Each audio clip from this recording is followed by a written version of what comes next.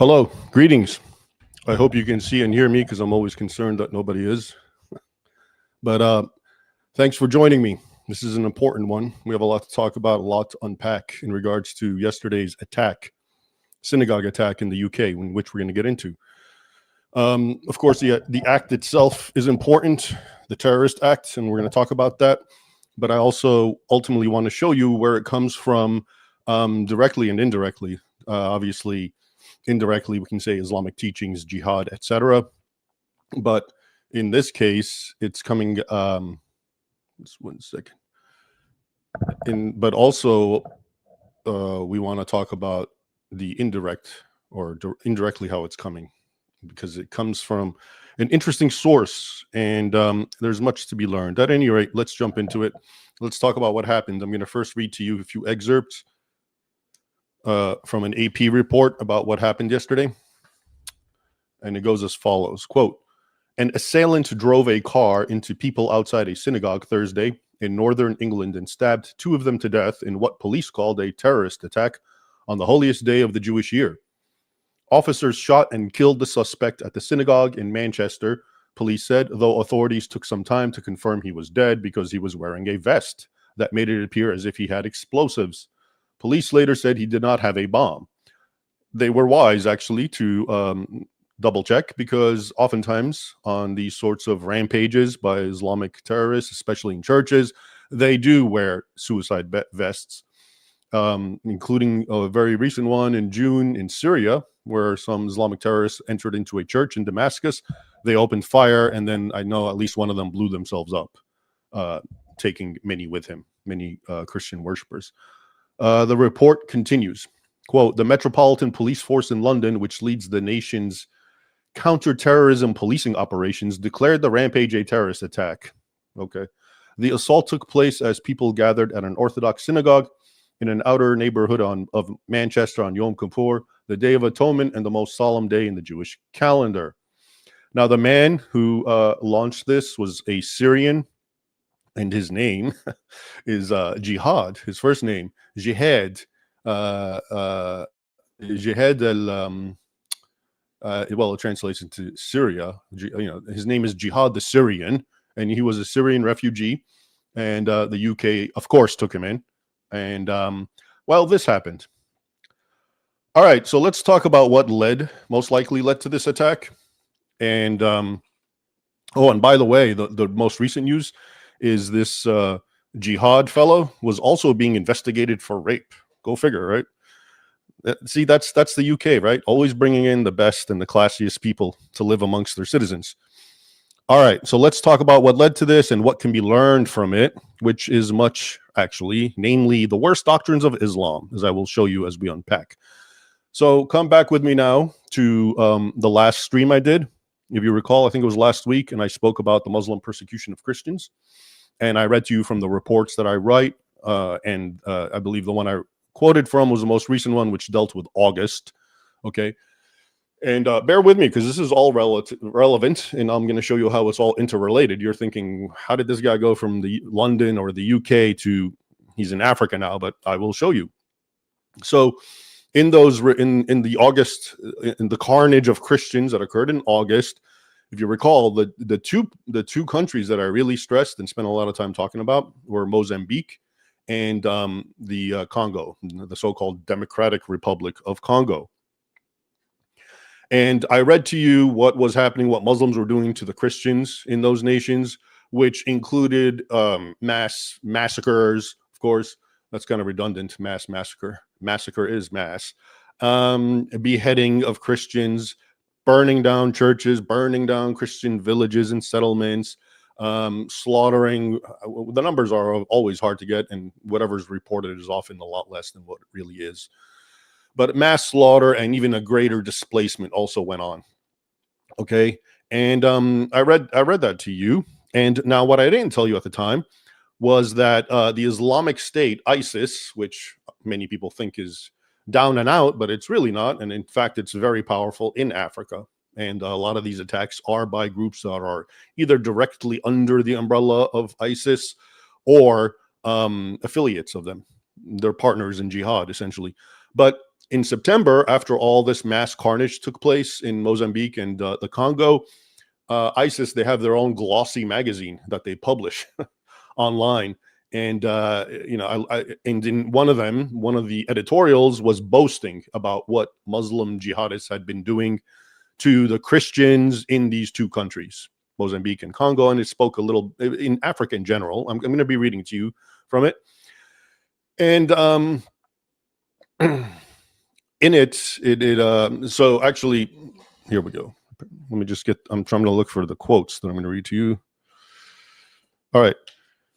So they praised it all. And what's good about it and why I'm going to read it to you is you're going to see as I read to you how ISIS is praising the massacre of Christians in Africa, how that directly relates to what happened to Jews in the UK yesterday. Okay. And it also, most importantly, this is what really caught my eye as I was reading this ISIS communique in their magazine, is that it really underscores what I have long said, and which is basically, I have this kind of mentality that I like to, when I encounter a problem, to really delve in and extrapolate the root source of a problem and not just kind of get lost kind of in the grass and just and get tangled in the weeds talking about all the other issues that are involved that are not necessarily the root problem. So what I mean by that is this: as a non-Muslim, my only interest in Islam is what it has to say and do to me as a non-Muslim. I honestly don't care what Muslims believe and what they do amongst each other. In fact, I believe it's their right. If they believe in, Sharia and they want to whip each other and amputate each other and stone each other and have that kind of society, honestly, it's not for me to argue with them. That's what they want. And the reason I'm saying this is because a lot of people, when they want to figure out what's wrong with Islam, they go down all these avenues talking about, oh, Sharia is draconian. Oh, look at the treatment of the women. Oh, look at, how the inhumane they are, et cetera, et cetera. I don't care, to be honest with you.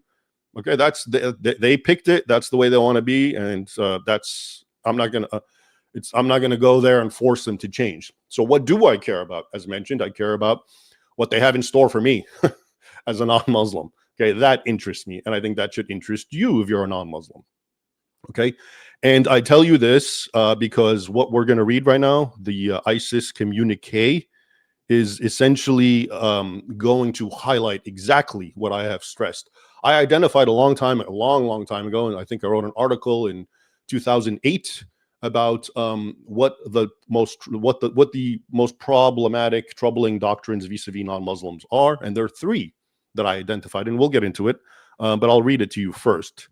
So without any further ado, let me read the ISIS editorial that came out in its September issue, and it begins as follows. Bismillah ar-Rahman ar-Rahim. In the name of Allah, the Merciful, the Compassionate. This is it, by the way. I checked the Arabic. I printed it out and translated key excerpts. I'm reading most of it, but I'll be doing a lot of paraphrasing as well for the things that are not necessarily so relevant. So it starts off as follows. In Africa, my trusty glasses. In Africa, West, Central, and Mozambique, the fire of jihad is burning against the Christians. Their soldiers and people are being driven into new waves of displacement, ruin, and humiliation. What distinguishes the rising jihad in Africa is that the fighters there have learned from earlier battlefields. They act more, talk less, obey more, and avoid errors. Allah has blessed their insight and guided their jihad, and the sons of Islam from the farthest reaches of the earth have come to join them. In Central Africa, particularly Congo, the Mujahideen, the jihadists, resumed strikes and they name a bunch of cities. Well, I'll read it to you. In Irumu, a vital trade center. And despite the Crusader forces' attempts to secure the roads, ambushes continue. Their churches and gatherings are being struck with mass slaughter. And that's what I was reading to you about what happened in August. In Mozambique, the editorial continues, a new wave of attacks struck hard. Fighters, Mujahideen, remained patient, clung to their faith, and Allah turned their trials to joy. And what is this joy, pray tell? Well, more massacres and slaughters. At this point in the communique, they stop and they quote from the Quran. And interesting little tidbit.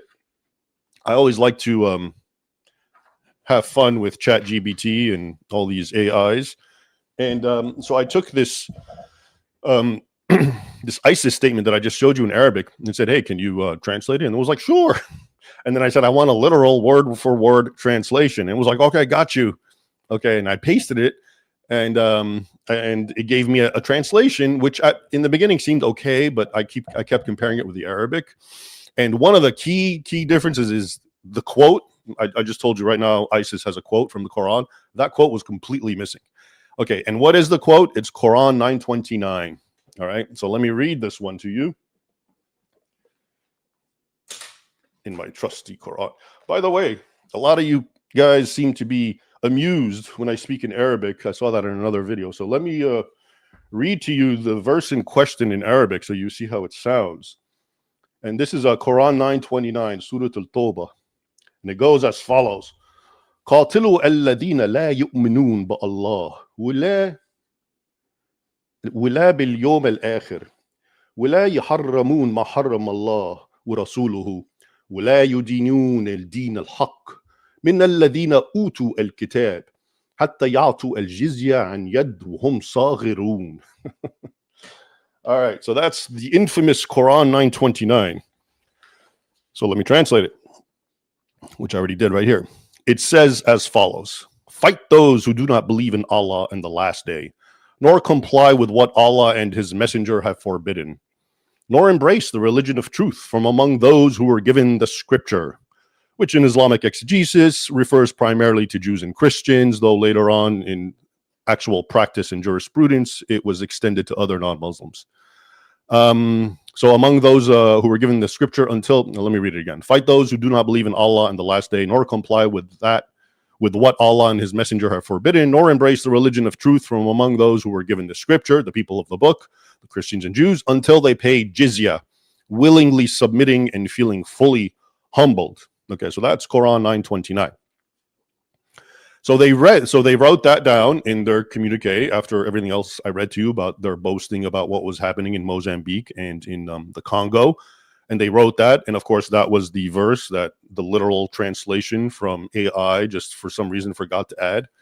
And when I asked it, why didn't you add it? It said, oh, well, we thought it was the message was already clear. We don't have to put that in. And I was like, well, didn't I ask you for a literal translation? It was like, oh, yeah, sorry, got you. Next time. I love how it talks. Anyway, it's become kind of like a vice toying around with this ChatGPT and I have to actually, maybe I should do a stream. Would you like that? Would you like a stream where I actually put up the ChatGPT and start asking it questions that I know better? Questions that I'll probably be giving you politically correct answers for. Yeah, maybe I'll do that at some point. All right. So after Quran 9:29, which I just read to you, after they quoted that, they continue. ISIS, quote, as for the Christians of Africa, if they want to emerge from a state of death and displacement, they must know that Islam grants them three choices. 1, accept Islam, become our brothers, equal in rights and duties. 2, pay the jizya, tribute, in humiliation and submission, and your blood will be spared. 3, refuse both and death awaits you, which is what you have suffered for years. All right. So you can see this is, of course, why they quoted that Quran 9:29 verse, which I read to you, because that is the distillation and the meaning of that verse. Fight the people of the book until they until they embrace Islam, all that it says about the people who do not believe in Allah nor comply with what Allah and his messenger Muhammad have forbidden, meaning Sharia. They don't comply with it, nor embrace the religion of truth, which is Islam. Until they pay tribute willingly and feel themselves subdued, or they die. Okay, so that three choices they just gave you right there, that's Islam. Okay, that's not ISIS, that's Islam. All right, so they continue in their editorial. Quote, indeed, we wish to inform the Christians of Africa that some of you in certain regions have begun to pay the jizya to the mujahideen. Mujahideen, by the way, means the translation would be a jihadists or a jihadi.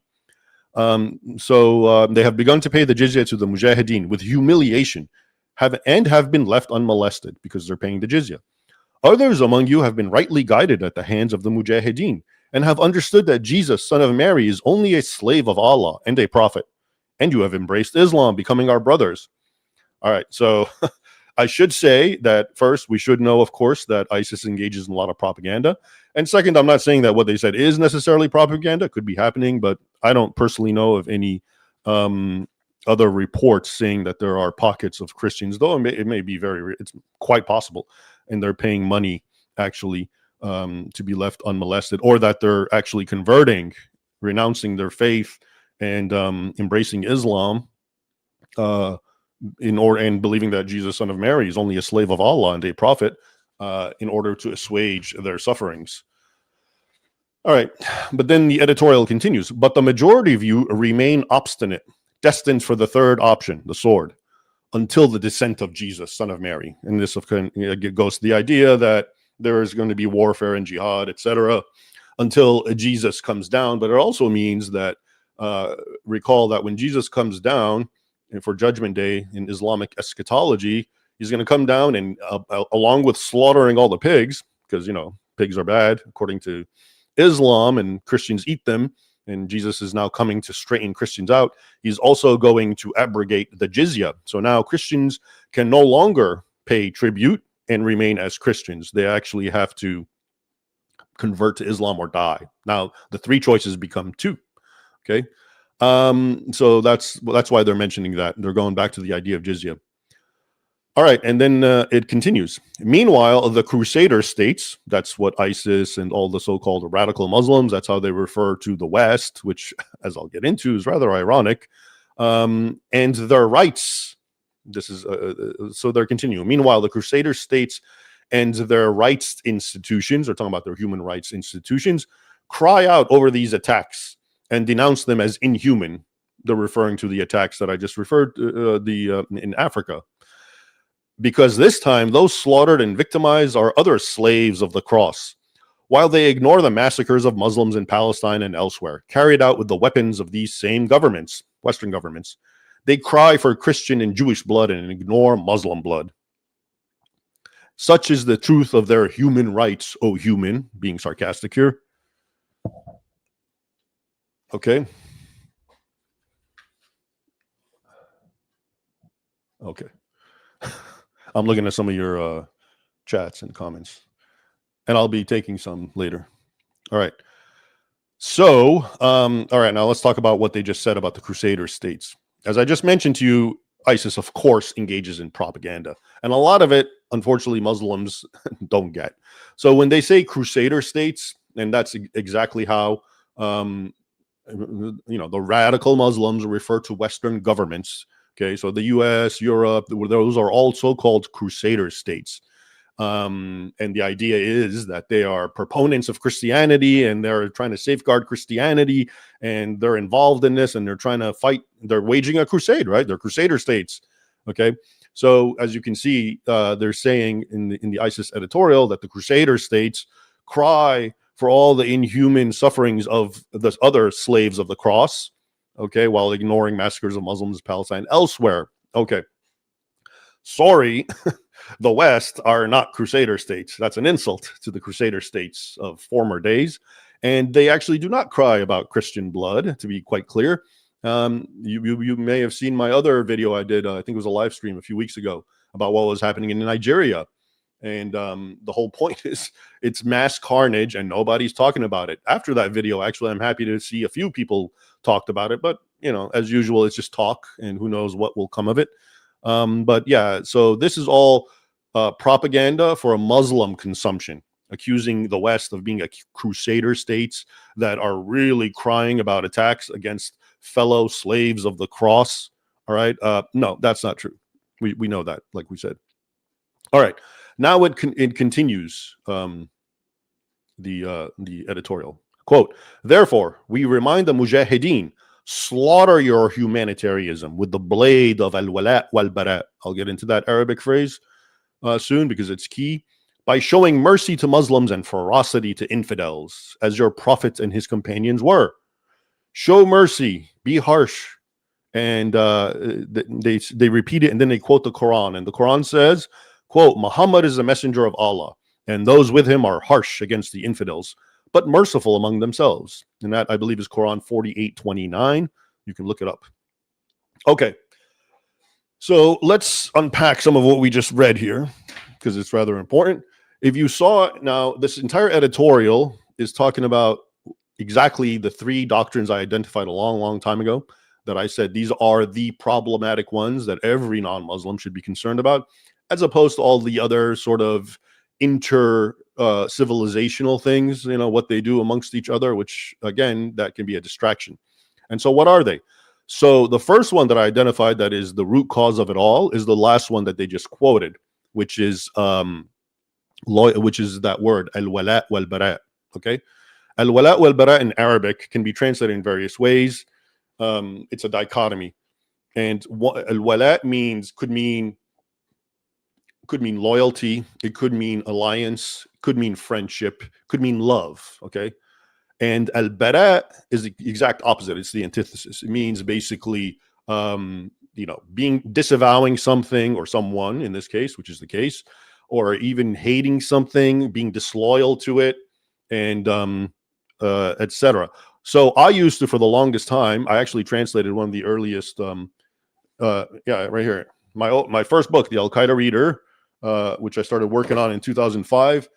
Ayman al-Zawahiri, who then was number 2 in Al Qaeda, but became number 1 after Osama died. One of the longest treatises I included and translated, I think it's 60 pages, was dedicated to al-wala wal-bara. And then I used to translate it as loyalty and enmity, because I think that was the best way to capture it. But another simple way that I've seen Muslims use it is to actually translate it as love and hate. I think that's the most generic way to understand it. Okay, and so anyway, so what are we talking about? What is this doctrine of al-wala wal-bara, love and hate, loyalty and enmity, etc., etc.? In a nutshell, it commands Muslims to love each other, not in the Western sentimental sense, and that's why maybe love is not the best word, but to definitely be loyal to each other. There's that tribalism again. To aid each other, to be helpful to each other, to enforce Islam and Sharia amongst each other. Okay, and on the flip side, non-Muslims, they are supposed to hate, to have enmity for, to despise, etc., etc. Okay, and this is why, by the way, if you've ever heard me say or read me where I write that loyalty and enmity, this doctrine right here, which is the root source of all the problems with Muslims and non-Muslims, is essentially the deification of tribalism, right? Tribalism, what is tribalism? Is just, it's us versus them. And tribalism historically, of course, is more, racial, blood ties, kinship. And it definitely existed in the Islamic world, that's for sure. In Arabia, where Muhammad, during his lifetime in the 7th century, it was obviously that was the norm. In fact, I would argue tribalism somewhat is the default status of all humans. Think about it. It's kind of like me and my family. Who am I closest to? Well, it's my family, my parents, my siblings, etc. And then it keeps branching out. Well, it's my cousins and my second cousins, etc. So that's the logic behind it. And then it becomes a nation, right? A whole nation.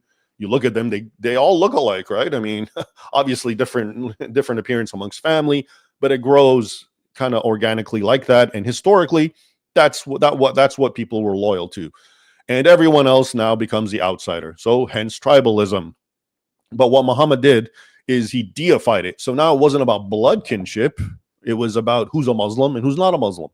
And, the verses, there's very, very many. If you ever do get the Al Qaeda Reader, this is the best treatment, not because I wrote it, I translated it. It's 60 pages from Ayman Zawahiri, and he quotes all the Quran verses, all the exegesis, relevant exegesis, and discusses it. But one of the ones that comes in my mind, for example, about the hate is in Quran 64, which it says, which Allah says to the believers, to the Muslims, you have a good example in Ibrahim. Abraham. Well, that's Ibrahim is Abraham. The patriarch, okay? Because Abraham in the Quran, unlike in the Bible, so in the Bible, God calls Abraham from his people in the land of, I believe, Ur, and takes him to the promised land, or starts guiding him there, promises him all that. But in the Quran version, it's similar, but at the same time, we have Abraham saying that him and his folk, his people, hate the people that he's leaving. And nothing but enmity and hatred will exist between us until you people believe in Allah. Okay? So there's one of those key example verses that this doctrine I'm telling you about, al-wala wal-bara, is based on. Okay, this is the primary verse actually that commands Muslims. You have to hate the non-Muslim.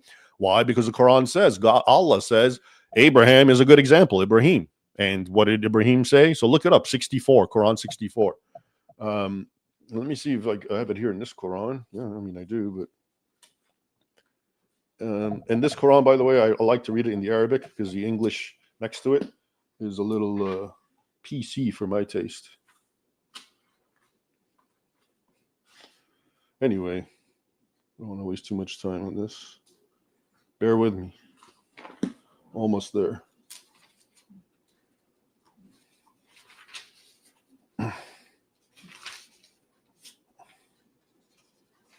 Okay, here it is. I'll just read to you the English translation. There is for you an excellent example to follow in Abraham and those with him, when they said to their people, we are clear of you and whatever you worship besides Allah. And I think the word clear may be al-bara. Okay, we have rejected you, and there has arisen between us and you enmity and hatred forever, unless ye believe in Allah and in him alone. All right, there it is. That's the Quran. It's not ISIS. Now, according to standard Islamic teaching, that verse insists that you as a Muslim can never, ever, ever be friendly with or on any good terms. I mean, business terms you can, but on a human level, you can't love the infidel because you were just told. That's Allah just told you, right? You have a good example in Abraham, and he hated all these people just because they would not, and that hatred would remain, he said, until you believe in Allah alone, right? All right. So that is right there one of the key Quranic verses of this dangerous doctrine I'm talking about. So the loyalty, I think we get, Muslims are going to be loyal fellow Muslims, and the enmity is hatred. And again, what is this? This is tribalism. What were the Arabs doing before Muhammad came along? They were doing this.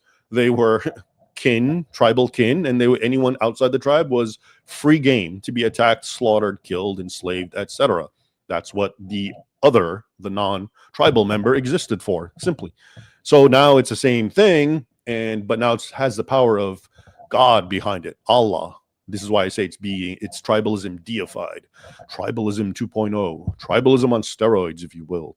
Okay, and that is the number one problem. And as you saw, ISIS belabored this, and it actually, I'm going to read to you from another quick excerpt from ISIS where they even talk some more about it. But now here's the logic. So if you have hatred for the other, how does that hatred supposed to manifest? In a basic mentality, in a very primordial world. Well, what did tribalism manifested in? I just mentioned it. It manifested in attacking the other, killing them, enslaving them, doing whatever you want. Okay, they exist to be preyed on, plundered, killed, destroyed, etc. And what is that? Well, that is now called, in this new framework of Islam, jihad. Okay, so what is jihad? Holy war, struggling with force, obviously, and warfare, at least back in those days when that's what you needed to do if you're going to overcome the infidel. But my point is, it's much more powerful to engage in jihad when you already hate your opponent. So you see the genius behind this. It's not just, okay, hey, Muslims, we want you to fight some random people. We first get you to hate their guts, okay, because they're kuffar, they're infidels. Noob. And we first get you to hate their guts, and then we call it, what's the natural outgrowth of that? Well, go kill them. Go rape them. Go take their goods. Go enslave them. All right. And then upon the culmination of a successful jihad, and there have been many, what happens to those non-Muslims who don't become Muslim? Well, we just saw. We read Quran 929, and that's what ISIS was actually talking about how if you want to maintain your people of the book, it was talking about Christians in this case of Africa, they have to pay jizya and feel themselves humbled, okay? Because the whole point is not just to pay tribute, and this is another one of those big Western academic lies. Oh man, I don't know how many books I've come across from supposed scholars on Islam, and when they talk about jizya, they say this is protection money, And then they say it's protection. The Islamic State is protecting the infidel from outside forces. And it's also in lieu of the infidel not being part of the Islamic army. So the infidel pays this money because he's not going to join the army, supposedly because he doesn't want to. It's like a tax. And now the Muslims are going to protect him. Pure, absolute garbage. Okay.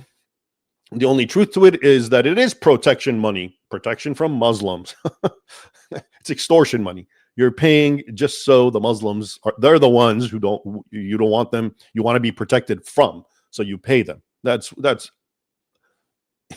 unequivocally clear if anyone consults the actual jurisprudence text or looks at history. Okay. But again, so many of these academics, they act as if, oh yeah, well, these Christians were under Islamic authority and they started paying, the Mamluks so they can defend them from a Mongol invasion. Nonsense. Their biggest threat was the Muslims around them. And that's why they were paying it. So anyway, the successful jihads lead to this, and it's not just tribute, but you have to know your place. You have to, in one of the recent, in one of my videos, I spoke about the Muslim persecution of Christians. I think in the last one, I read to you the stipulations of Omar, which is a pivotal text on how non-Muslims, dhimmis, Jews and Christians who live under Islamic control have to live. And it's basically, sometimes I say third-class citizens, but I mean, technically, I guess it would be second-class citizens. And, they can't have crosses visible. They can't talk about religion. If a Muslim wants their seat, they have to get up and give it to him. If Muslims are surrounding their loved ones and coercing one of them to become a Muslim, one of a Christians, you can't interfere, but you certainly can't talk about Christianity to the Muslims either. Okay. And, you can't rebuild the church. You can't fix it. You can't, if you recall, the whole thing is in one of my books, Crucified Again. But anyway, so that is what dhimmitude is. And so these are the three doctrines, okay, that make it, sorry to say, very problematic for non-Muslims to live side by side with Muslims. First of all, they are part of the Quran. You just saw I gave you multiple verses, and there's even many, many more. So we can't say this is a radical thing. We can't say this is ISIS made it up. No, this is Allah as delivered through Gabriel to Muhammad, according to Islamic teaching. And one says, I mean, think about it. To me, really, the most problematic is the first one, the loyalty and enmity, where you, as a Muslim, are required to hate everyone who's not a non-Muslim. I've translated, and you can see it on this on my YouTube channel, way back when all I did is just translate things. But there's from maybe a decade ago, I have a translation of an Egyptian cleric. Yasser al-Burhami is his name, Egyptian, yeah. And he has a video where he's talking and they ask him questions. It's a question and answer kind of thing. And he talks about this, love and hate. And he goes to the point and says, and the video's there, that even if you marry a Christian or a Jewish woman, which is legitimate in Islam, a Muslim man can marry a woman of the book, not vice versa. But if you do, he said, and you still have to hate her. He said, you can copulate with her. You can enjoy her in any way you want. You can enjoy her money and wealth. That's what he says. But you have to have hatred in your heart for her. And he added, and you have to show her that hatred. All right. So this is number one problem between Islam and everyone else. If you bring in, and so now let's talk about mass immigration. You bring in millions of people who believe it's their religious obligation to hate you. How do you think that's going to turn out? And bear in mind, of course, within this, so one of the verses actually, I think maybe 328, it talks about, the loyalty and enmity. And but then it has a caveat, okay, which is taqiyya. Let's see if I can find it. It basically says, don't be friends with the Christians or Jews. There is one that says that. I don't know if this is the one, 328. And unless you fear them. And the logic is, if you fear them, and this was even developed later into, if you can take advantage of them, then it's okay. You can actually pretend to like them, but not really. And I think I found it. Okay, here it is. Yeah, 328. Let not the believers take for friends or helpers infidels rather than believers, rather than Muslims. If any do that, they shall have no relation left with Allah, except by way of precaution, that you may guard yourselves from them. But Allah cautions you to fear. Okay, so what does this mean? the exegetes, people like Ibn Kathir, have interpreted it to mean that, yeah, you don't cooperate with the infidel as part of the doctrine of al-wala wal-bara. But if you find they have power over you, well, then, you can pretend. So where it says, you shall have no relation left with Allah except by way of precaution, that you may guard yourselves from them. So that means you won't be okay with Allah. You're a sinner. You're going to hell if you are their friend, except if you're doing it as a way to basically safeguard yourself. All right, because they might kill you if they know the truth that you're a true Muslim who hates their guts. So this is the other problem with Islam, that it allows this, that there is this caveat for those Muslims who live around non-Muslims, let's say in Europe, right? On the one hand, you have those who believe it with all their heart that, yeah, it's my job to hate you. And how does that end up when you hate someone? Well, we saw yesterday, right? You just go and ram a car and you go and stab people, right? Because they're infidels, because they're Jews or Christians. More often, that's what it really is, especially in Africa, as we were discussing. So that is definitely a real problem that I don't think enough people understand. Like I said, most people get it. Islam is bad, and I just don't want to have to deal with Muslims. But like I said, I like to pinpoint and extrapolate the root cause, and I don't want to get lost in a maze talking about, Islam's not a humanitarian religion or it's too patriarchal. I don't care. Okay, but this is it right here: loyalty and enmity, and as seen, it manifests itself. It expresses itself in jihad. You can't have a true jihad unless you hate your opponent first. It gives it extra vigor. Okay. And the final point is dhimmitude. So all the non-Muslims who fall under the sway of Islam after they've been conquered, yeah, you can remain and keep your religion, be a Christian, be a Jew, but you are going to you're going to lose your human rights. Okay. And that is in fact why most people ended up becoming Muslims historically. If you look at the records in its very earliest years when Islam spread, there were very few people converting, and a lot of them were just paying. But then as time went by and people started saying, you know what, and the taxes and the jizya went up, and it became just untenable because it was too expensive. And at the same time, that the moment you stop paying, you're also going to be elevated to being an equal citizen with the Muslims. So, people are not necessarily all saints, and a lot of them converted, especially a lot of the poorer people. That's the tradition in the Middle East. It's known that the poorer people all in droves. So the earliest Muslims who converted, or non-Muslims who converted to Islam in the Middle East and North Africa, were probably the poorer people who had no choice.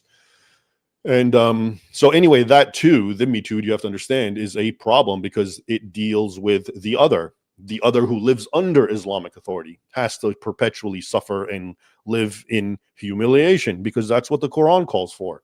As we saw, fight the people of the book, etc., until they pay jizya and feel themselves humbled. Okay, it can be translated in various ways. Okay, so yeah, that for me, you just read it, and I'm going to continue reading from ISIS, but they themselves have just delineated the three issues that really the entire world has with the non-Muslim world. And it's time to actually narrow in and focus on those three interrelated doctrines, which have led to and continue leading to all the mass devastation and massacres that we see, including yesterday. All right, so now let me continue with the ISIS thing. All right, they continue by saying Muslims today face conspiracies and aggression, and only firmness and steel repel the enemy. This is how our forefathers, conquerors with the sword, proceeded until they terrorized the nations of their time, who submitted to them willingly or unwillingly. This is the truth, and all else is false. It actually is the truth.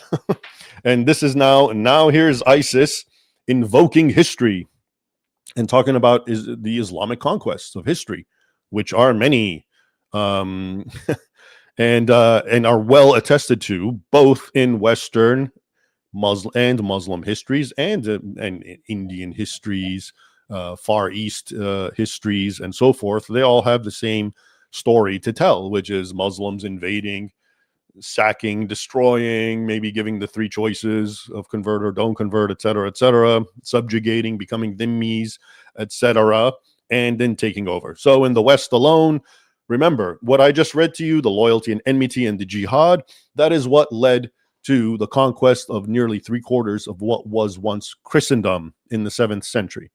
Again, a lot of people can't get their minds around the idea that all of North Africa and the Middle East was not just Christian, it was more Christian than Europe. That was the heartland of Christendom.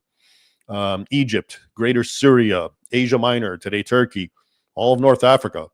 You know, the father of Western theology, or church father, Augustine, comes from North Africa, and from a place that now has Christianity has been completely snuffed out, Tunisia. And that's actually also where I believe the final codification and or the canon of the Bible was codified, also there. Now what is it? Well, it's just another Islamic country, and no one would ever guess that that used to be a major Christian center. You know, Rome is the only one that never got conquered. The other 5 ecclesiastical sees, Alexandria, which vied with Rome. You know, most people don't realize that you had 5. You had Alexandria, Antioch, Jerusalem, Rome, and later Constantinople. Those are the 5 major centers. And the first person to be called Pope, believe it or not, was the Alexandrian patriarch. And then later on, it became the Roman Pope took it. And that's why till this day, there are 2 men who are called the popes. There's the Coptic Pope and the Catholic Pope, believe it or not. And then you have patriarchs, archbishops, etc. Anyway, my point is that those were all sort of equal and very, very important. In the East, actually, they were more important because that's where a lot of the learning and the scholarship was coming from. Okay. It was coming from primarily Alexandria, again, the catechetical schools, people like Origen, who was, just a luminary. But my point is to try to show you, what are they now? They are Muslim lands. No one would ever think twice that this had something to do with Christianity or Syria or Antioch and Jerusalem. So this is the conquest that they're alluding to, ISIS, when they talk about how our forefathers, conquerors with the sword, proceeded until they terrorized the nations of their time, who submitted to them willingly or unwillingly. Yeah. The Holy Land, Jerusalem, was conquered in 637. Egypt around 641. Okay. And then all the way up until they got where they were in Spain in 711, and then finally stopped in the middle of France in the Battle of Tours in 732.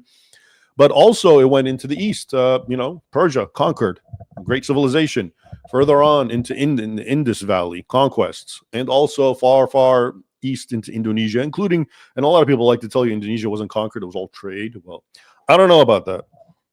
It seems suspect, and I've come across certain indicators that say, no, that was also a jihad.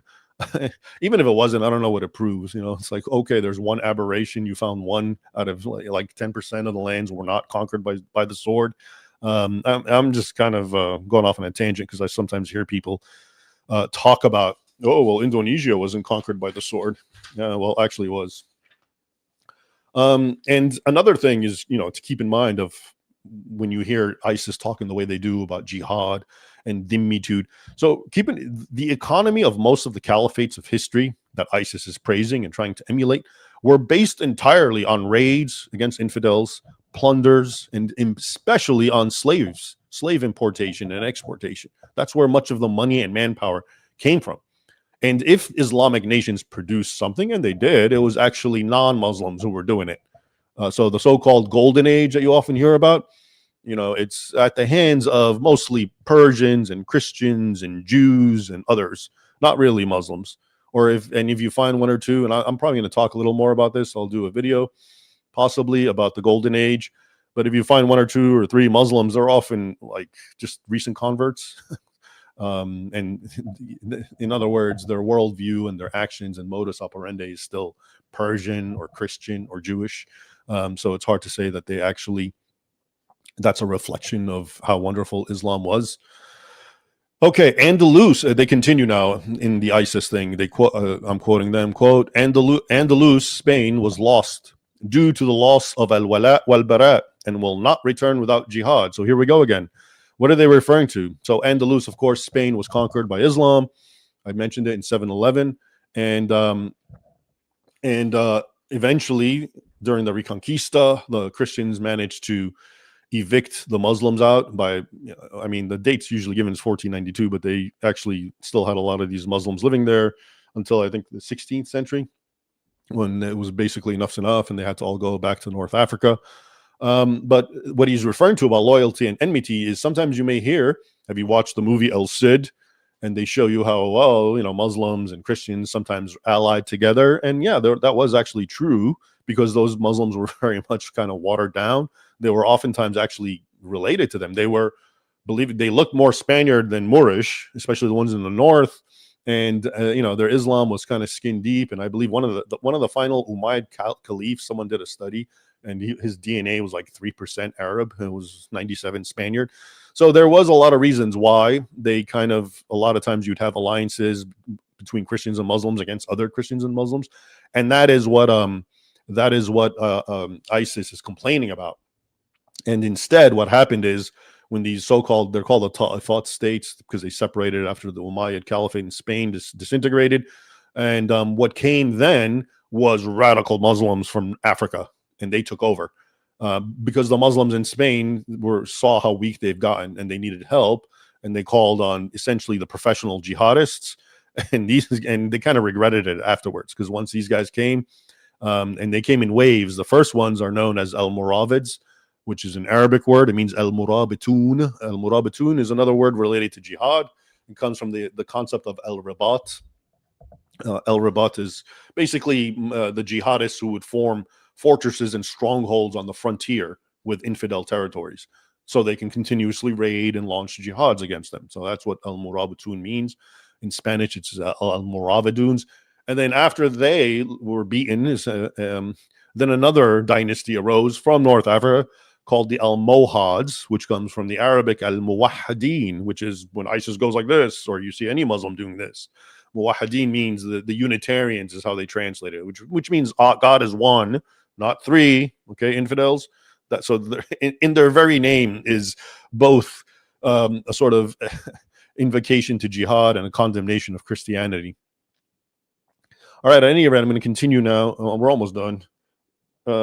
He goes on, and they go on actually to say, and now I'm going to paraphrase because it gets really long, but the long and short of it is the editorial continues by saying jihad is Allah's law and the prophet's prescription. It turns weakness into strength and humiliation into honor. Those who mix it with democracy, nationalism, or compromise have nullified it and will only reap humiliation. And then comes this final excerpt. And now we're going to see how this all ties up to what happened yesterday at the synagogue in the UK. The editorial closes by saying, quote, "So, O you knights of Islam in Africa, prepare for the crusaders, whatever you can of power. Strengthen your power with faith and knowledge, for that is more likely to bring success and a clear path. May Allah illumine your paths and preserve your jihad, and assist you upon the trust of carrying it and delivering it to the shores of Europe, that it might invade them and disperse their security and turn their streets and capitals into another Cabo Delgado and Ituri." These are areas that experience mass slaughter in Mozambique and in the Congo, as I was reading to you. So they're saying, please, jihadists, go to the shores of Europe and do what your brethren in Africa are doing, which is beheading, massacring, burning churches, etc., etc. Okay, and it continues, quote, "For still the hearts burn for revenge from the Christians of Europe, and still the call is open for the heroes of Islam, that they repeat the act upon them and invade them in the heart of their homeland and bring down the judgments of the heavens upon them as their brothers did in Africa." Okay. Now you may say, well, that makes sense. I can see why they did what they did, or the guy yesterday, Jihad, I think al-Shammi in Arabic. But now let me read to you another a quick excerpt from another older editorial from the Islamic State, and this came out in January 3 of 2024, and this one raised a few eyebrows actually at the time, and it wasn't much reported in the West. I actually wrote an article about it at the time, and so what happened is on that day, on January 3, 2024, the Islamic State claimed a terror attack against Kerman in Iran. So they attacked Iran and 100 people were killed, and ISIS claimed it later. And then it issued a audio recording, which was titled, "Kill them wherever you find them." And that, of course, is a verbatim quote of Quran 9:5. Okay. Now, the statement, what the statement begins with another predictable encomium to jihad, and it stresses the importance of al-wala wal-bara, right? Loyalty and enmity, love for Muslims, hatred for non-Muslims. And then it moves on to the great crimes and murder and ugly massacres perpetrated by the Jews against the Muslims of Gaza. That's a quote. Okay. But then it got a little weird because it urged Muslims not to attack Israel. And it said, now is not the time, because we're not fighting with Israel about land the way the Palestinians are. We're fighting about religion. And if we fight Israel now, what's going to happen? The PA, the Palestinian Authority, or even Hamas, which they don't like, is going to take power, and that's not good enough. We're waging jihad, or when we get to them, it'll be not about land. It'll be about giving them the three choices. Okay. So don't attack Israel is what it said. Instead, do this. Now, here's a very long quote. This is a very important quote, more important than the other one I read to you. And because this is the one I believe that is actuating Islamic terrorists in Europe and elsewhere, and will continue to actuate them. And so here's the quote. Quote, "Lions of Islam, chase your preys, whether Jewish, Christian, or their allies, on the streets and roads of America, Europe, and the world. Break into their homes, kill them, and steal their peace of mind by any means you can lay hands on. Understand that you are the arm of the Islamic State hitting in the kuffar or the infidels' homelands, and that you are avenging the Muslims in Palestine, Iraq, Shem, Syria, and other Muslim countries. Solidify your plans and diversify the attacks. Detonate explosives, burn them with grenades and fiery agents, shoot them with bullets, cut their throats with sharp knives, and run them over with vehicles. A sincere person will not lack the means to draw blood from the hearts of the Jews, the Christians, and their allies, and thus ease the sufferings in the heart of the believers. Come at them from every door, kill them by the worst of means, turn their gatherings and celebrations into bloody massacres. Do not distinguish between a civilian kafir and a military one, for they are all kuffar, meaning infidels, and the ruling against them is one. Intentionally seek easy targets before hard ones, civilian targets before military ones, religious targets like synagogues and churches before others, for this will satisfy the soul and will demonstrate the characteristics of the battle, as our battle with them is a religious one, and we will kill them wherever we come upon them in response to Allah Almighty's command."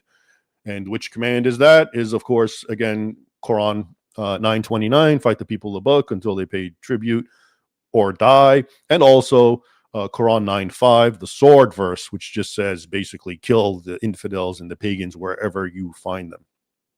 Okay, so what are the grand lessons from all this? Well, first, I like the interconnectivity of everything.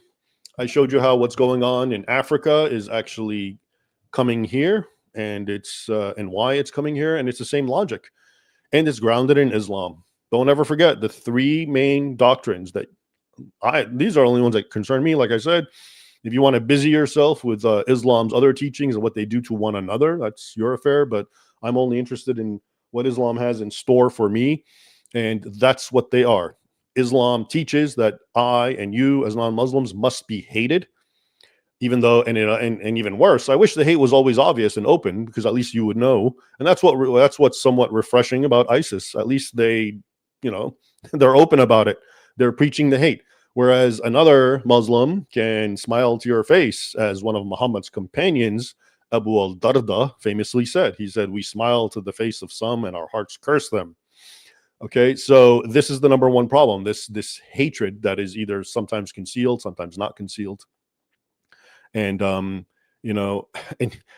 here you have these Western nations that are just totally oblivious and don't realize that this is a core doctrine of Islam, and they bring in Muslims by the millions. And what do you expect is going to happen? Okay. And then, of course, the other one is jihad. Well, jihad is what you saw yesterday. It can be any kind of outburst of violence. That you just heard what they said. You saw what they said, ISIS, in this earlier communique. It's exactly what we always see. It says, use your cars, drive into them, and then get out and stab them and slice them and blow yourselves up. Use sharp knives, run them over with vehicles. A sincere person will not lack the means to draw blood from the hearts of the Jews and the Christians and their allies. Come at them from every door, kill them by the worst of means, turn their gatherings and celebrations into bloody massacres. That's what they do on an almost daily basis in Christians all throughout Africa, in Nigeria, in Mozambique, Congo, and in many other countries and even outside of Africa. Intentionally seek easy targets before hard ones, civilian targets before military ones, religious targets like synagogues and churches before all others. Like when you see a Muslim migrant just go up and stab, what was it, like 3 girls in the UK, little girls, toddlers, a few years ago. Remember that? And it happens. There's numerous instances of Muslims stabbing people randomly, but including little kids. So there it is. That's these are the 3 most problematic issues, and then the logic of, okay, I've been beaten, and this is, I guess, what's coming to Europe. So once you're beaten, and if you want to remain with your religious identity, which I can't imagine anyone in Europe's even going to care, because that's what got them in this position in the first place, of course, which is their abandonment of their own faith. But theoretically, if one of them did want to maintain it, then he would have to pay tribute and live as a second-class citizen, right?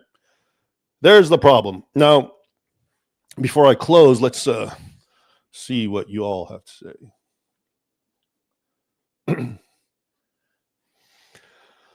Mark Anthony, new member. Cool.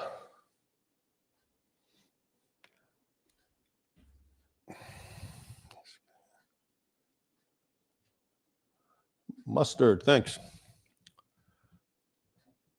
Deus Vult, be the good Samaritan in Christ. Thanks, Brian. I try.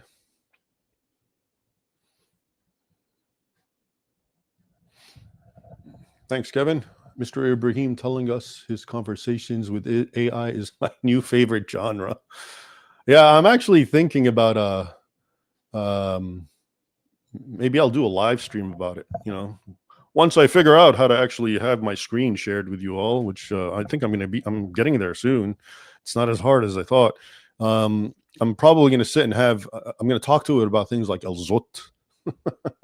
and I'll act dumb, because that's what you got to do. First, you act like, oh, is there such a thing? And then when it gives you a flat out no, then I slowly start, but what about this I heard? And then it starts equivocating until you finally say, well, what about this chapter verse? And then it's fun stuff. So yeah, stay tuned for that.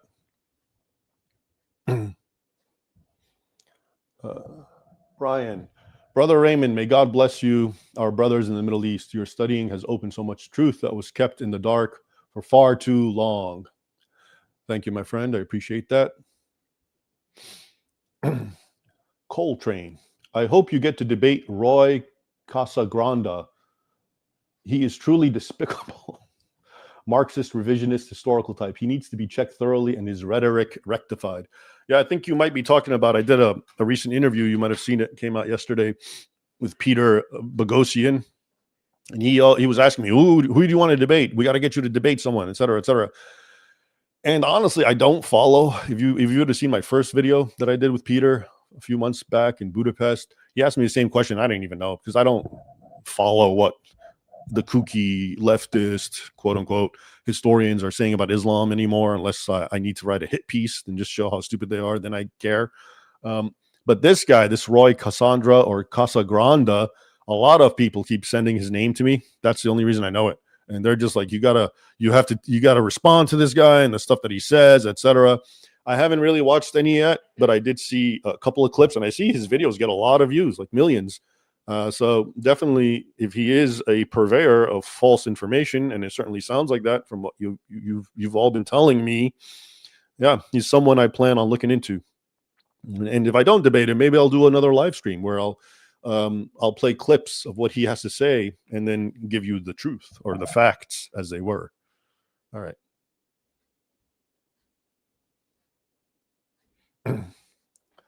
Brian Anderson, brothers, Christ does not call us to be sectarians. Love your brother or sister who cries out in our Lord's name, Jesus Christ, Jehovah, Yeshua el-Messiah. None are better. We are all not worthy. Yeah, I agree with that. I think sectarianism is of the devil, actually. I believe in a very simple theology. Think about it. Here's actually a thought I've been that's been growing with me, which has to do with theology. And it's, you look at the multitude of different denominations, right? And if the number is correct, I often hear this, I don't know if it's true, but apparently something like 30,000, 40,000 Protestant denominations. Okay, and all of them, I suppose, they all go to the same Bible, but everyone has even a very minor, interpretation of a verse. That's, I guess, the root of it, right? And then there's this whole, hermeneutics and, extreme, and you got to learn Greek and Hebrew. And I learned Greek actually, partially for this reason. And you got to study it, and it becomes this like, great puzzle. And then you stop and think to yourself, is that what God wanted? Is that what God bases faith on? Who's the greatest scholar? Who can read between the lines and who can parse it together and create a coherent theology? Or why don't we just follow the very simple, straightforward words of Jesus and the apostles, which are pretty simple and basic? This is why I'm increasingly a proponent of a mere Christianity form. I'm not saying that the high and important, lofty doctrines are not important. I'm just saying when it comes to Christians working together or looking upon each other, instead of the first thing being, oh, you're not part of this, and like I'm Coptic Orthodox by heritage, but that's not even Orthodox with the Greeks, because there's a split at Chalcedon, but we're lumped with the Armenians and the Syriacs and so forth. It's just and if you really look into what they fought about then, I mean, the essence of Christ, is he 2 in 1 or 1 in 2, and that sort of thing, stuff that doesn't even make sense today. And most modern theologians say they were saying the same thing, except in a different formulation. And there was, of course, a linguistic barrier, Latin and Greek. So it's kind of like, yeah, it's time, I think, for Christians to kind of grow up and rise above it and look at the central core teachings of Christ. If God wanted it very complicated, why didn't, and if you believe the Bible is the written word of God, why isn't it spelled out to us clearly? Why do we have to wait on this guy's interpretation and that guy's and this guy's and that guy's, and they keep changing all the time? And that's right. And that's right. No, I mean, anyway, all right. That question you asked was at a bad time because I was just thinking about this. So, but anyway, thank you. All right. Ash. I live 5 minutes from where this happened. There are 3 closely located enclaves of Jews, Muslims, and majority English Christian Catholics. The UK government have created religious PvP zones. What do we do? Yeah, at this point, I think I'm going to continue reading, but let's get to the conclusion of what, not necessarily what you can do, but like I said, what did I tell you in the beginning? I believe in getting at the heart of the matter and not getting lost in the weeds and pointing at this, that, and the other thing. And in this case, what's happening in Europe, believe it or not, it's not the Muslims you need to point at. Okay. Historically, okay, so everything I told you about Islam, the violence and so forth, and the hate and all that, yeah, that is part of Islam, and the jihad and the conquest. That is part of Islam. But here's the thing. They're there because your leaders bring them. So that your immediate problem is not Muslims. You can look at another country that's a lot weaker than the UK, weaker than Germany, economically and militarily, I'm sure, weaker than France, weaker than all these Northern European countries like Hungary. And they do not have this problem. Why? They said, no, we don't want Muslim migrants. Done. Okay. So you are now, if you would have seen my my recent video with Peter Boghossian, I gave the analogy. I said, imagine an enclosure of zebras, and you bring in and you introduce a lion, and lo and behold, the lion starts hunting down and mangling and tearing and eating the zebras. Okay, who's really at fault? It's hard for me to say the lion, because that's just his instinct. That's what a lion does, and we know that. So the real fault lays with the person who brought him in and put him in that enclosure. Okay. And so if you really want to home in, again, I told you, I want to go to the root issue and not get lost and go off on tangents. The root issue at this point, it's not Islam. It's your leaders. It's your government. They're the ones doing this to you. Okay. And I just gave you the simple example of a country like Hungary, okay, which doesn't have this problem. Okay. So if you really want to change it, okay, it's not about going and fighting with Muslims. In fact, they would like you to do that, because then the government will come against you and you'll be the bad guy. But if you really want to focus on it, deal with your leaders, figure that out. And now how to do that, yeah, that's above my pay grade. So I'll move on to another question. But I really do believe that is the sum of everything when we talk about these issues of what's happening in Israel, in the West. Excuse me. Anyway, the root issue is it's your leaders. The buck stops there. One can have all sorts of theories about why this is happening. They may be right or wrong, but the actual facts where we can objectively take all this to, it ends with the leaders, your politicians. They're the ones who make policy. Okay? They're the ones who bring in Muslims. They're the ones who shut you down. They're the ones who tell the media to dissemble and hide what Muslims are doing. Okay? They're the ones who tell you can't wave your flags. It's them. It's not the Muslims. They're empowering the Muslims. So if you really want to get to the root cause, there it is. All your focus, if you want to make a change, should be directed at your so-called, supposedly elected leaders. And that goes for America as well.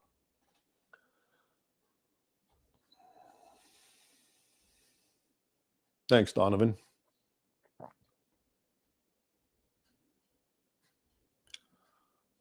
Richard, sorry for off topic, but do you have any recommendations for books on the 30 Years' War?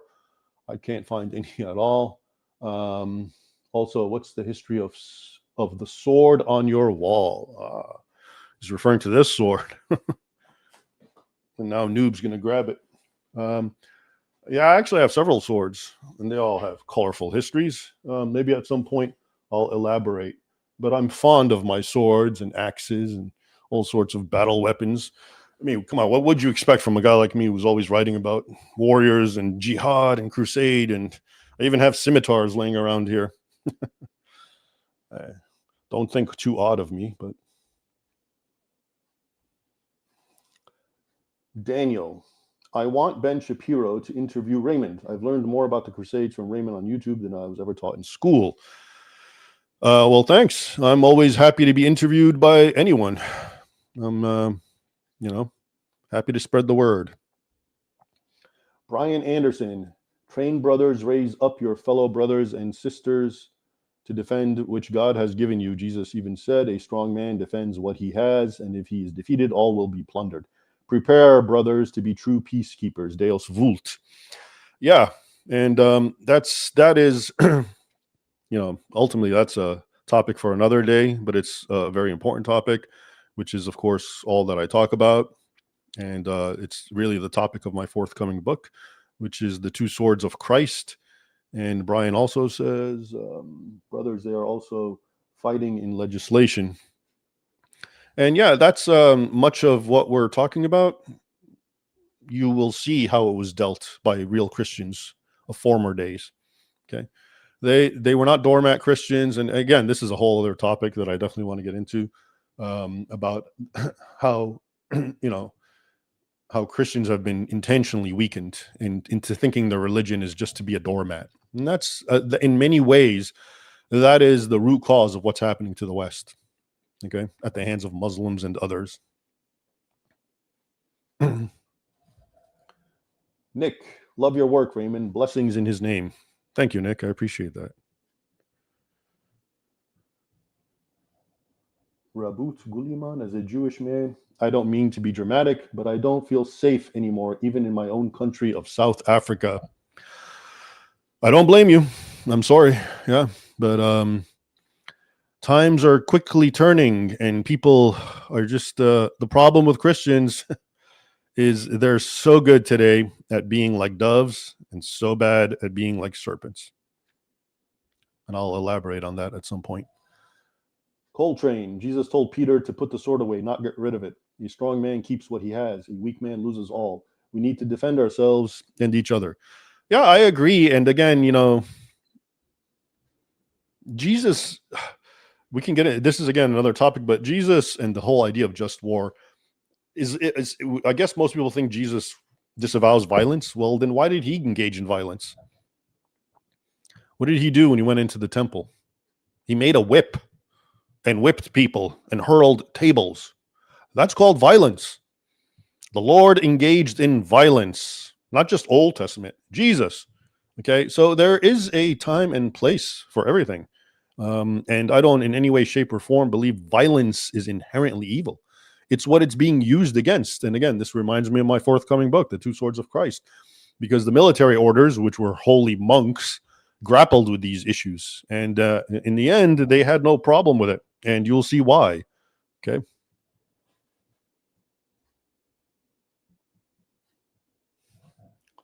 Manuel, love your work, Raymond. Some of my best friends are Egyptian Copts, lovely people with an unshakable faith. Yeah, thank you. The thing with Copts is, kind of like been there, done that when it comes to the Islam thing. Kind of know it like the back of our hands. One of the first people to be conquered under and lived under Islam, and Egypt is one of the greatest Islamic nations where the Muslim Brotherhood came from. So yeah, we know a fair bit about Islam. Brian, the new Lily J, except more swole. I've recently come to learn what swole means, muscles, but I don't know what this Lily J business is about. But thanks. Daniel Savage, any updates on possibly doing a book club? I've listened to the audio book versions of Sword and Scimitar and Defenders of the West. Thank you for telling the truth about history. Yeah, thanks. A book club, I would like to do that, except I don't even know what that is or how it works.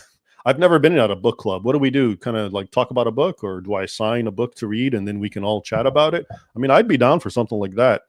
Anyone who's interested in it, put some comments. I'll be reading in them and tell me the kind of formats that you're open for. I would definitely like doing that, actually, because I am a bibliophile and I do a lot of reading and I come across so much stuff that I find interesting that I never really have a chance to talk about or write about.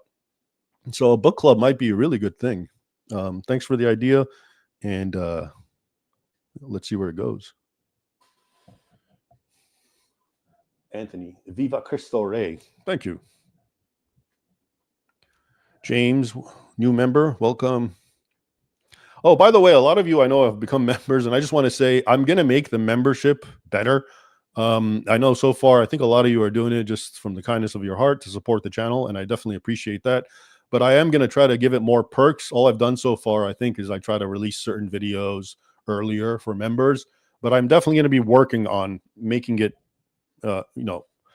more worthy than that. I'm just, I'm still trying to figure out this YouTube business. I've only been doing this it's less than a year now, and I have a whole list of things that I supposedly need to learn that I made for myself, and it's just kind of, it's kind of overwhelming. All right. Sandy, Raymond, have you read an explanatory memorandum by Frank Gaffney about the Muslim Brotherhood Civilization Jihad in the U.S.? Very important booklet that everyone should read about. Yes, I did read it. And what's being referred to here is this memorandum that the Muslim Brotherhood, I think it was confiscated by the FBI. I forget when, early 2000s, I believe, 2009 maybe. And it talks about a civilizational jihad. And the civilizational jihad is the other kind of jihad, not the one by force and violence and bloodshed and sword. It is the one by subverting and weakening institutions and demoralizing people and et cetera, et cetera. It's the jihad of the tongue, the jihad of the money, jihad of the womb. Okay. Which I've talked about before, but I should probably talk some more about again at some point. But yeah, I am familiar with it, and it is important, and people should learn about it. And anyone can just go Google it, assuming Google won't hide it. Thanks, Luke. Anon, what do you think about American foreign policy in the Middle East? Well, first, I mean, if you're asking about particulars, I don't really follow it that much, but it's definitely problematic, because we're constantly in wars. And we're told we're not going to be in wars, but we're always in wars, and it just doesn't seem to end. And I know it's more complicated than that, and that's why I shouldn't really opine too much, because I don't know the exact details or what exactly you're referring to about American foreign policy in the Middle East, because it's all obviously multi-tentacled.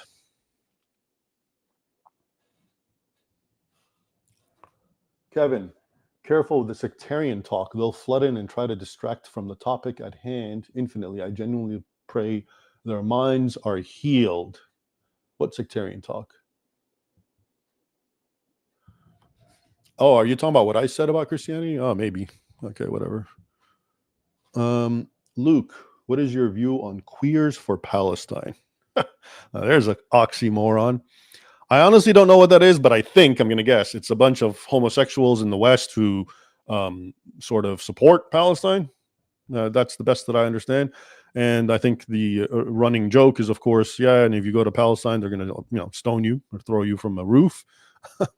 Well, I think your question ultimately is, what do I think of dumb liberals and leftists who don't even know what they're doing?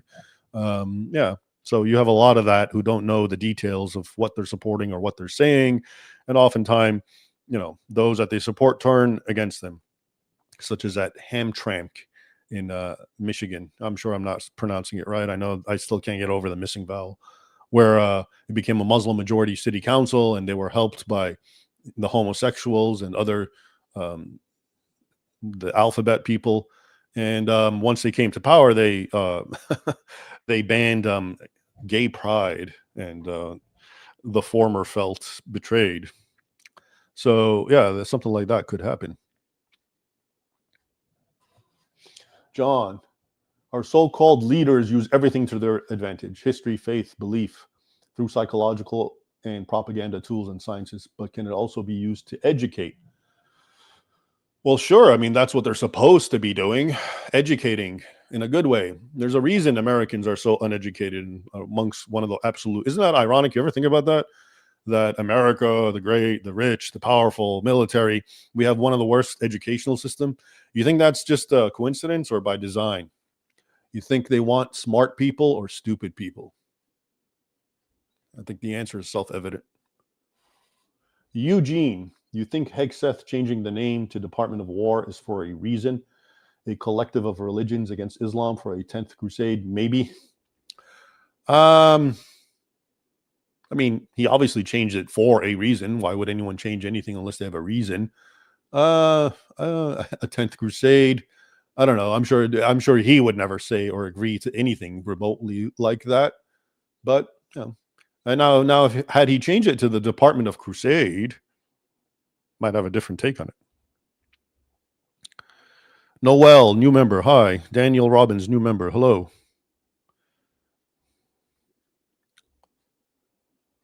Anon, if you want to start a book club, a good first step might be to start a Discord server as a gathering place. See, that's one more thing I'm going to have to figure out. But RK, thanks. It's on my list, starting a book club. Anyone who wants to talk to me, I don't really look at things like Twitter, definitely not Facebook. I just use those to put my stuff out. If you want to contact me, go to my website. That's the only thing I actually look at. And on top somewhere, it should say contact. So if anyone wants to give me some good ideas about the book club, go to my website, contact me there, and we'll see.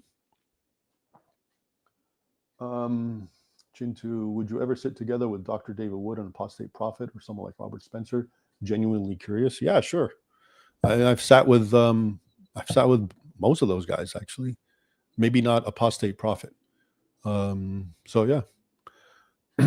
But I kind of like doing my own thing, to be honest with you. Not that, I have nothing against those guys, and I think it's great to collaborate, but I'm always happy to do whatever. Off topic, you have made me start questioning my atheism. Good, Daniel. It's about time. Atheism, man. I often find atheism ridiculous, to be honest with you. And no offense, but the idea, right?